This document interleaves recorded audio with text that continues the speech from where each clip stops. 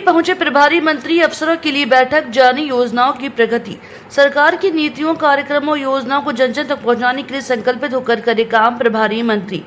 ई विद्युत पर प्रभारी मंत्री हुए खफा, स्पष्टीकरण तलब। अपने निर्धारित भ्रमण कार्यक्रम के अनुसार प्रदेश सरकार के कैबिनेट मंत्री, प्रावधानिक शिक्षा एवं उपभोक्ता मामले एवं जिले के प्रभारी मंत्री आशीष पटेल जनपद लखीमपुर खीरी पहुंचे और उनके जनपद आगमन पर डीएम दुर्गा शक्ति नागपाल व एसपी गणेश प्रसाद साहा ने पुष्पगुच्छ देकर उनका स्वागत किया।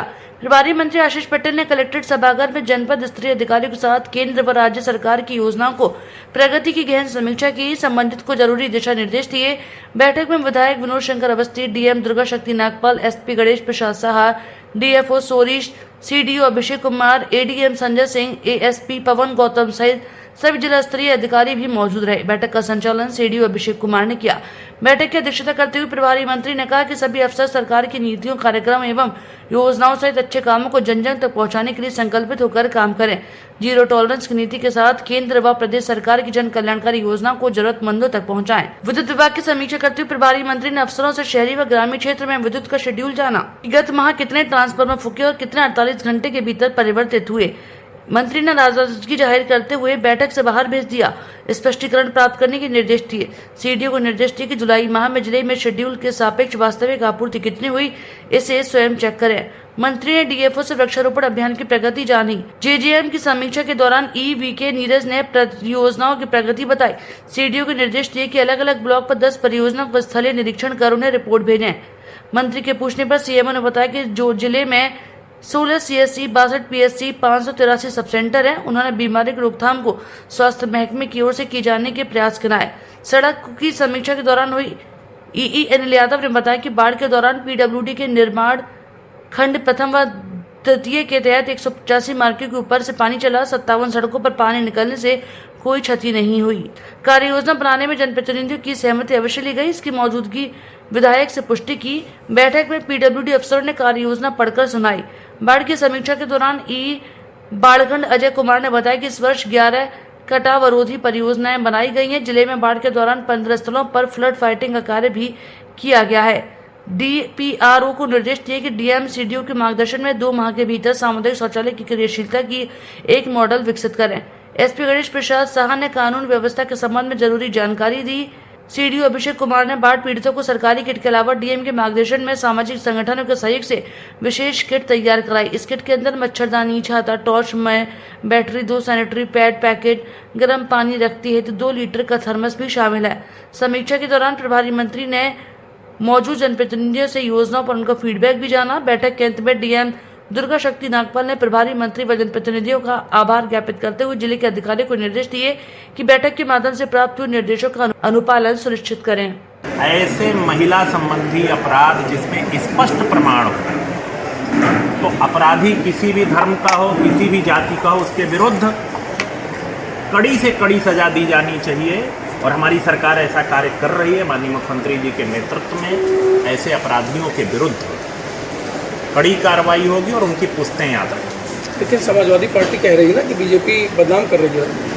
अब जिसमें वादी खुद अपनी बात रख रहा है, तो उससे बड़ा प्रमाण पत्र क्या चाहिए। सपा नेता ने एक मांग भी की है कि उसकी जो पीड़िता है उसकी मां का भी नार्को टैक्स कराया जाए। देखिए, सरकार वादी जिसके साथ अपराध हुआ है उसके जो उसने अपनी बात रखी है, वादी की मां जो अपनी बात रख रही है, उसको तमाम एंगल से उसकी जांच भी चल रही है। और सरकार तो हर पीड़ित के साथ जो है कंधे से कंधा मिला करके खड़ी, और किसी भी अपराधी को हमारी सरकार छोड़ेगी।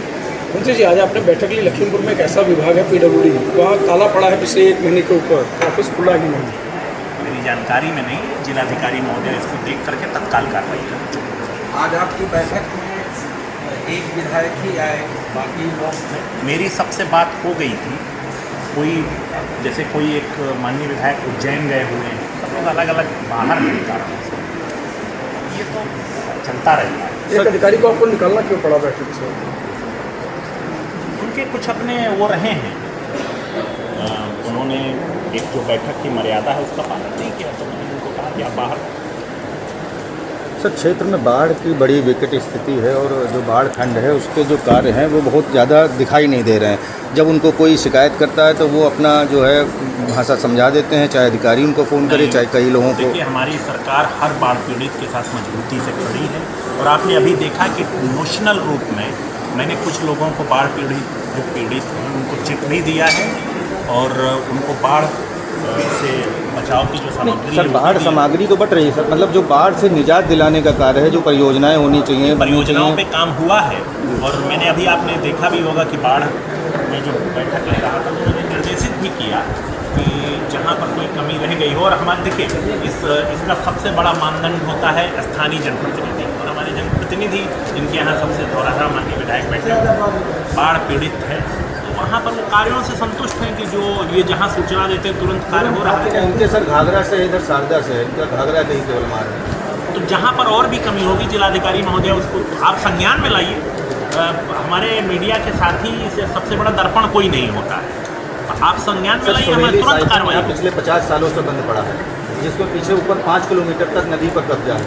जब सोहेली साइफन से पानी नहीं निकलेगा तो जाहिर सी बात दुधवा का जंगल भी नष्ट होगा और सैकड़ों गाँव प्रभावित होंगे। आपने ये मेरी जानकारी में आपने बात दी है, मैं इस पर कार्रवाई कराऊंगा। मैं अभी जिलाधिकारी महोदय से इस पर बात नहीं होगा और निश्चित रूप से क्या लगता है CUG नंबर उठना चाहिए, अधिकारियों पे बात होनी चाहिए? नहीं, सब उठाते हैं और माननीय मुख्यमंत्री जी का निर्देश है कि उठना चाहिए। आप मिलाते हैं कई बार जिले के मेरी तो बात होती है। आपका नंबर फीड होगा ना, इसलिए हो गया। देखिए, हम लोग माननीय मुख्यमंत्री जी ने इस पर स्पष्ट निर्देश दिए हैं कि CUG नंबर उठना चाहिए, लेकिन अगर कहीं कोई आपके पास शिकायत है तो आप मुझे बताइए, मैं उसको दूर करूँगा। मंत्री जी आपका दल भी ये नजूर का विरोध कर रहा है, तो आपका क्या प्रतिक्रिया? उस पर जो देखिए